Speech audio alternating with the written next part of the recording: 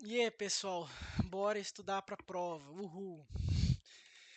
Eletronegatividade nada mais é que a capacidade que um átomo tem de atrair elétrons. Só que para ficar bem contextualizado com o conteúdo de agora, ele também indica qual elemento possui carga mais negativa. Beleza? Tipo o flúor, ele tem mais eletronegatividade que o oxigênio, por exemplo. E aqui tá as retinhas de novo, de onde indica a eletronegatividade.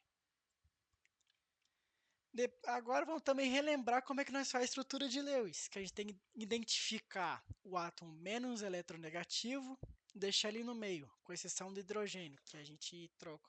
Aí, colocar os outros elementos em volta, colocar os elétrons na camada de valência em cada elemento e fazer lá as ligaçõezinhas covalentes, iônicas. Vocês entenderam até essa parte que eu sei que vocês são espertos. Aqui está um exemplozinho do estrutura de Lewis do CH4. Você pode ver que o C tem 4 e cada hidrogênio tem um elétron na camada de valência. Eles ligam, formam uma ligação única.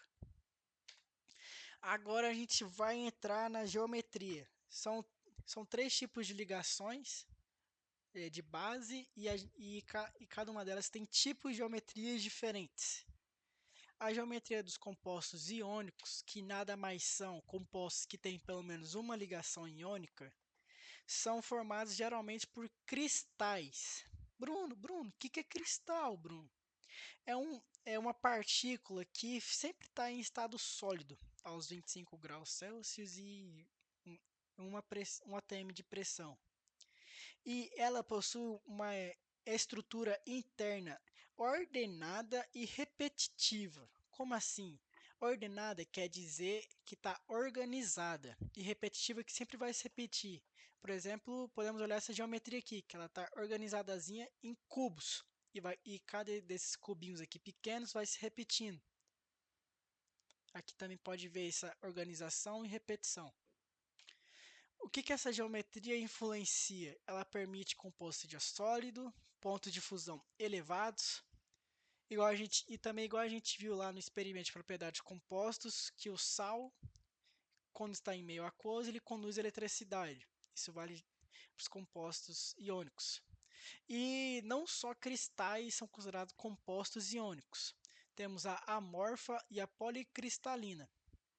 E também temos que ressaltar também que o cristal não é só para compostos iônicos. Cristal pode ser também para compostos covalentes, como o açúcar. A geometria dos compostos metálicos, elas é basicamente um mar de elétrons, que vai ser, se a gente for relembrar lá daquela figura que a Ana passou para a gente, que é literalmente um cubo, só que cheio de elétrons, cátions e ânions juntinhos assim, bem juntos. E por fim, a geometria dos compostos moleculares, que é o que mais dá trabalho, que são literalmente que a gente consegue eles a partir da estrutura de Lewis, que ela prevê basicamente como vai ser a geometria dos compostos. E um dos fatores que influencia nessa geometria é aquela regrinha da repulsão dos pares de elétrons da camada de valência, RPE-CV, que nada mais é que, tipo assim, você está ligado que negativo com negativo tende a se afastar, igual o ímã. Polo negativo com polo negativo se afasta. Então, quando tiver pares de elétrons não ligados, eles têm na geometria, eles vão fazer que as outras ligações elas se afastem dele, porque negativo com negativo se afasta. Basicamente isso. E antes da gente continuar, eu só quero relembrar um pouquinho dos vetores, que é basicamente uma seta que aponta do menos eletronegativo para o mais eletronegativo. Por exemplo, nesse caso aqui do HCl, o menos eletronegativo, que possui mais carga positiva, é o H. E, ele, e o que mais eletronegativo é o Cl. Então vai apontar assim, para direitinho nesse caso. Beleza?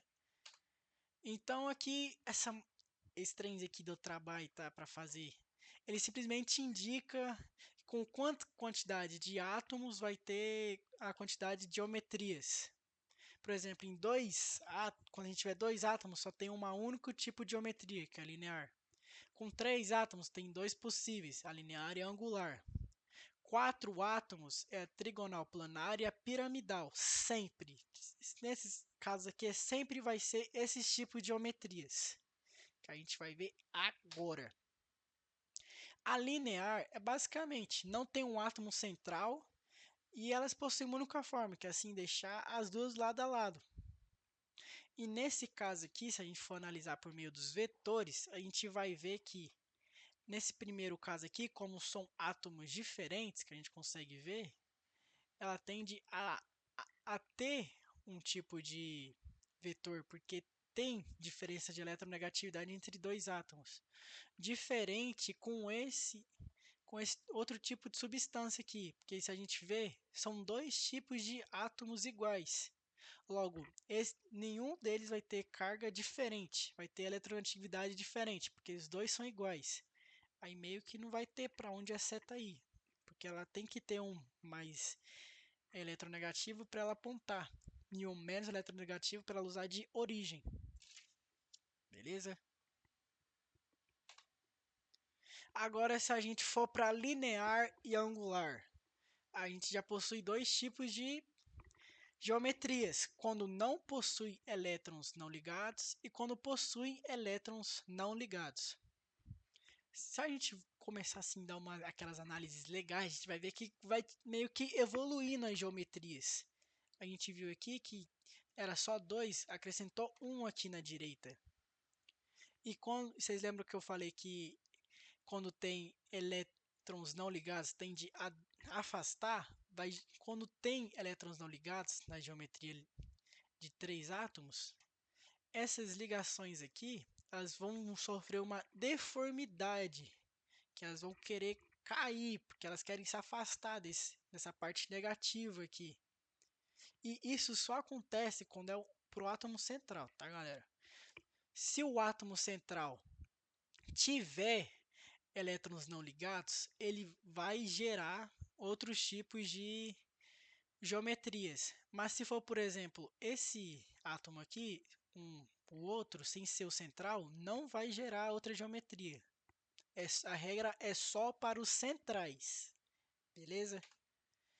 Agora, se a gente for analisar aqui os vetores, nesse primeiro caso aqui, a gente está vendo que tem dois átomos iguais. Logo, quando a gente for olhar os vetores dele, ele tende a cancelar, porque são iguais, apontando em sentidos opostos, vai se cancelar. Mas nesse outro caso aqui, a gente está vendo que tem um átomo aqui que é diferente agora. Ele possui mais eletronegatividade. A setinha dele aqui é maior. Então, nesse caso, essa figura vai ser polar. E essa daqui é apolar, porque os vetores vão se cancelar e essa daqui vai sobrar. Quando a gente vai olhar a angular, ela sempre vai ser polar. Independente se tiver diferentes átomos aqui, porque eles sempre vão somar. Aí vai gerar um vetor resultante, que eu aqui já deixar ele vermelhinho para dar uma destacada. Agora, se a gente for voltar aqui para analisar, a gente vai ver que, tipo, por exemplo, a angular para trigonal planar meio que foi uma evolução, porque onde tinha os elétrons não ligados, surgiu uma ligação. Não dá para ver isso daqui? Então a gente consegue meio que fazer uma evolução com eles. E a piramidal, que também é de 4 átomos, meio que como se aqui, onde eu estou passando o mouse, o cursor, tivesse um par de elétrons não ligados. Aí vai fazer com que essas ligações aqui caiam, porque se deformam, porque elas querem se afastar. O que acontece na piramidal. Aí ela é 3D, porque ela está decaindo assim, ela não é 2D. A trigonal planar ela é 2D. A piramidal é 3D. Aí pode gerar meio que uma confusãozinha na hora de fazer os vetores. Mas vou tentar explicar mais ou menos como é que fica. Vamos olhar primeiro a trigonal planar. Seguinte, galera. Na trigonal planar, como ela é 2D, os nossos vetores eles vão estar bem retinhos assim dessa maneira. E aí vocês lembram que a Ana disse que quando a gente tem vetores na diagonal, o que a gente vai fazer com eles é somar os dois. E aí sempre que a gente tiver esses dois da maneira que tá ali, ó, um para um lado, um para o outro meio torto, você vai criar um vetor resultante no meio deles, na diagonal deles. E aí, beleza, criamos o vetor resultante, você pode apagar os dois que você somou. Quando você fizer isso, você vai ver que tem um vetor em sentido contrário a ele, ó. Tem um mirando para baixo e outro para cima. O que você vai fazer com ele? Você vai cancelar. O que torna essa molécula aí da imagem apolar, porque não tem vetor resultante. Só que prestem atenção numa coisa, isso só vale para essa molécula quando ela tem os elementos das pontas iguais. Se forem diferentes, a diferença de eletronegatividade muda, o que significa que a polaridade também vai mudar. Mas na maioria dos casos, também na prova, vai sempre ser elementos iguais. Então, trigonal planar, 90% das vezes, vai sempre ser apolar. Na piramidal, a gente já tem os mesmos três traços de elementos ligados, só que se você parar para analisar, eles estão em 3D. Então, quando você fizer uma ligação de vetores na diagonal, ele não vai ficar exatamente virado na sua frente, assim, para baixo. Porque, ó, pensa, vamos pegar esse da nossa esquerda ali e o dali de trás. Não vai criar um vetor mirado para baixo de início, vai criar um vetor que ele vai estar mirado lá para a esquerda. Ó, para você entender na imagem 3D, ele vai ficar na mesma inclinação dos dois que somou. E aí, se você analisar agora, ele tem uma certa. Ele está meio que perpendicular para o átomo central, junto com esse da direita. E aí, de novo, a gente pode criar um vetor resultante no meio dos dois, para fazer uma diagonal. E aí sim, o vetor resultante fica exatamente para baixo.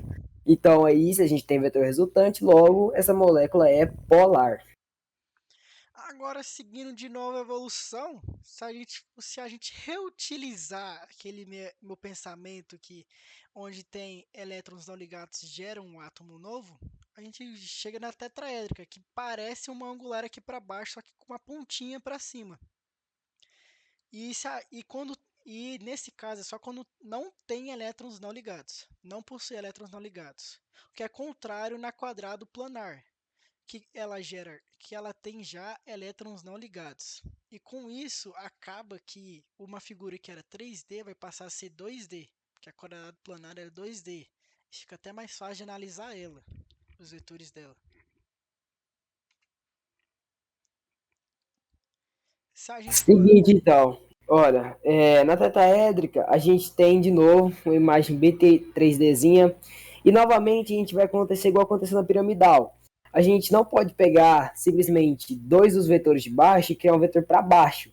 Ele vai ficar na mesma inclinação que estão os dois vetores originais.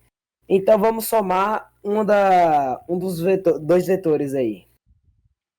Então quando a gente somar, por exemplo, esses dois, ó, o que vai acontecer?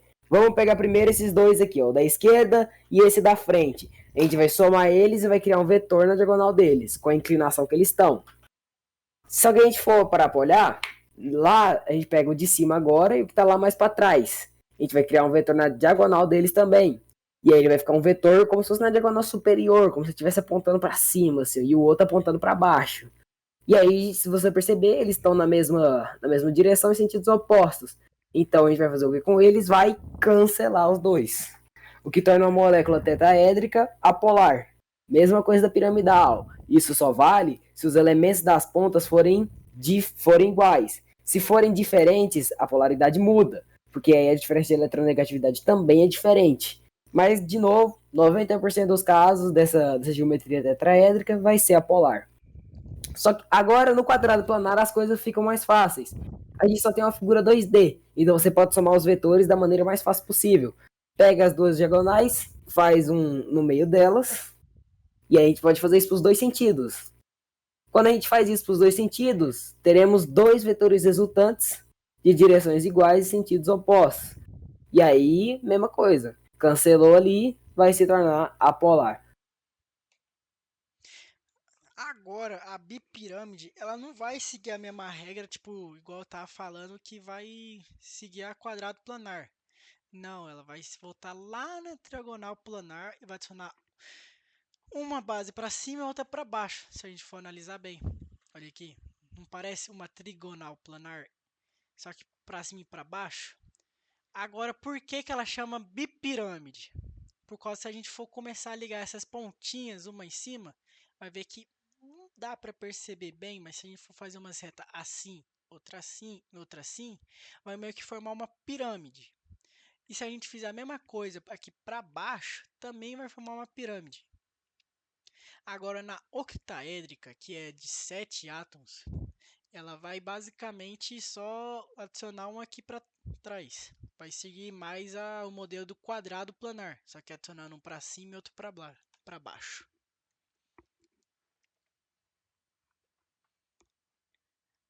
Ao somarmos os vetores, por exemplo, da bipirâmide da base triagonal, a gente pode começar primeiro por essa diagonal aqui, que se a gente for fazer as somas das diagonais, a gente vai ver que vai formar basicamente uma aqui para trás. Aí agora ficou fácil, porque tem basicamente sentidos opostos. Igual aqui no octaédrico, que é basicamente tudo oposto. E não gera polares, não gera vetores resultantes. O que vai significar que quando tiver uma bipirâmide de base triagonal ou uma octaédrica com essas pontinhas aqui de átomos sendo elementos iguais, sempre vai ser apolar. Somente se por acaso nesse aqui de cima mudar o átomo, esse daqui mudar o átomo. Mas se for nesse exemplo aqui que está aqui, vai ser apolar. Mas beleza, estamos falando desse trem aí de polar, mas para quem está meio perdido no tempo, polaridade é literalmente quando tem esses vetores resultantes, que a gente está falando aqui toda hora. Quando a gente vai analisar de átomo para átomo, é quando tem eletronegatividade diferente, como, por exemplo, basicamente só ser elétrons de elementos diferentes, como a linear, que nesse caso aqui, esse elemento aqui é diferente desse. Aí vai gerar vetor resultante. O que é totalmente contrário com essa daqui, quando é elementos iguais. Agora, se a gente for voltar lá, agora quando a gente for nas moléculas, a gente só vai descobrir se uma molécula é polar ou não, fazendo o que a gente acabou de fazer, somando os vetores, quebrando a cabeça e ai, ai, ai, ai. Aí que a gente vai descobrir se ela é polar ou não. Lembrando o seguinte, existem dois tipos de polaridade, polaridade para as ligações e para as moléculas. Quando uma ligação ela é polar, quer dizer que tem diferença de eletronegatividade, que é como o Bruno mostrou lá, aquele bromo ligado no hidrogênio, aquele marrom ligado no branco. Eles são elementos diferentes, vão ter uma diferença de eletronegatividade entre eles. Então tem vetor, ou seja, é uma ligação polar. Quando a gente tem ligação entre elementos iguais, aí não vai ter diferença de eletronegatividade. Então vai ser uma ligação apolar. E a polaridade nas moléculas a gente determina por aquela soma de vetores que a gente fez. Agora, bora para o tipo de polaridade dentro das moléculas. Revoltando, temos a polar, por exemplo, o H2O, um exemplo, que ele segue o modelo do angular, igual eu já tinha falado aqui, segue o modelo angular aqui de 3 átomos. Esse aqui é o O, esse dois aqui é o H. E a polar quando não há vetores resultantes, como a gente estava fazendo agora, por exemplo, a tetraédrica, que nesse exemplo lá que eu tinha colocado o CH4, ela vai resultar nesse modelo aqui, que não vai que a gente fez lá e não gera vetor resultante, que os vetores se cancelam. Agora, temos um outro tipo de polaridade nas moléculas, que são chamadas de anfifíbica e anfipática. O que é isso? É quando dentro de uma molécula temos bastante, mas bastante polaridades. É uma parte bastante apolar e uma parte apolar. Tem dois tipos de polaridades dentro dessa molécula. Isso só acontece exclusivamente no sabão e no detergente. Esses dois sempre vão indicar que polaridade anfifíbica e anfipática. As interações intermoleculares, a gente já está falando do contato, aproximação entre diferentes moléculas. Só que a gente está analisando bem assim, bem lá dentro, bem lá. Eita. Já na interação intermolecular, a gente está falando do que? Do contato, da aproximação entre moléculas em escala bem pequena, bem lá dentro. A gente está analisando dentro assim das moléculas. Nesse exemplo, nós temos 4 tipos de interações intermoleculares. Aqui já está em ordem, da mais forte para a mais fraca. A ligação de hidrogênio, a dipolo-dipolo, dipolo com dipolo induzido e dipolo induzido com dipolo induzido. Essas duas aqui são dispensões de London. Por quê? Porque são dispensões, pode falar que é força, e London é porque o cara que descobriu chama London. Chama London. Legal, né? Que louco. As ligações de hidrogênio são basicamente o hidrogênio com 3 dos elementos mais eletronegativos na tabela: o flúor, o oxigênio e o nitrogênio. Na prova você prensa no fofo da buzininha dos palhaços, beleza? Muito bom, né? Agora, por que ela chama ligação, Bruno? Tipo assim, ela é um tipo de ligação, tipo a iônica, metálica ou covalente? Nananina não, galera. Ela não é, ela é muito forte, mas não chega ao nível desse tipo de ligações. Um exemplo bastante fácil assim que nós temos é a água, que é H2O, que liga o hidrogênio com o oxigênio. Aí, em todos esses tipos de interações, a gente pode caracterizar dos átomos querendo se ligar com elementos contrários à sua eletronegatividade. Peraí, Bruno, que eu não entendi nada. É basicamente, quando a gente vai analisar o H2O, nós lembra que o oxigênio ele é mais eletronegativo que o hidrogênio. Lembra quando eu falei no início que a eletronegatividade indica a carga dos elementos? Pois bem, o oxigênio ele é mais eletronegativo, ou seja, tem carga mais negativa, e o hidrogênio tem carga mais positiva. Assim, o oxigênio sempre vai se querer ligar com elementos contrários à sua carga, ou seja, os positivos. Que basicamente tentei representar nesse desenho aqui. É claro que a ligação não deve ficar desse jeitinho, porque isso aqui é só um modelo de exemplo para indicar que o negativo está se ligando com os positivos e os positivos estão se ligando com os negativos. Beleza? Quando a gente fala dipolo é o nome dado àquela molécula que possui carga naturalmente, que ela já tem vetores. Então, a gente já sabe que um dos elementos que está ligando nesses dipolos é positivo e o outro é negativo. Por exemplo, o HCl, que é essa moléculazinha aqui, em que o Cl é esse mais azulzinho e o H é esse mais escurinho. E o NH3, se alguém prestou atenção, vai saber que o NH3 é ligação de hidrogênio. Mas aqui eu só estou usando para exemplo mesmo. Em que o nitrogênio ele é menos eletronegativo e o hidrogênio é mais eletronegativo. Quando a gente faz as ligações, esse negativo aqui vai querer se ligar com outros positivos. A gente pode ver aqui. Só isso, basicamente. Dipolo é só entre moléculas que já possuem cargas. Beleza? Dipolo com dipolo induzido. Dipolo induzido é literalmente assim. Nossa, se a gente for olhar aqui o H2, a gente já sabe que como é uma geometria linear e é dois iguais, a gente sabe que ele não tem carga. Ele não tem vetores resultantes. Mas para que ele possa se ligar com outra molécula, a gente vai meio que fazer assim, não, agora você tem carga. A gente vai literalmente induzir ele a ter carga. E aí, um deles, a gente vai escolher qualquer um desses daqui que vai ter carga negativa e o outro positiva. E assim eles vão poder se ligar. Agora, no dipolo induzido com dipolo induzido, a gente vai simplesmente falar assim, um desses aí vai ser negativo. E aí você pode simplesmente escolher qual que quer que você seja negativo. Por exemplo, esse daqui. Eu quero que ele seja negativo. Então ele vai ser. E a gente começa a colocar carga nos demais. Por exemplo, esse daqui que vai ligar com negativo, ele tem que ser de carga oposta, positivo. E esse outro negativo. Assim que eles vão se ligar. E lembrem, aqui já está na ordem do mais forte para o mais fraco. Por que, que o dipolo induzido com o dipolo induzido é o mais fraco? Porque ele não tem carga nenhuma. Ou seja, você tem que criar carga para ele. Beleza? Fechou? Tamo junto, é nóis. Irmão com Deus.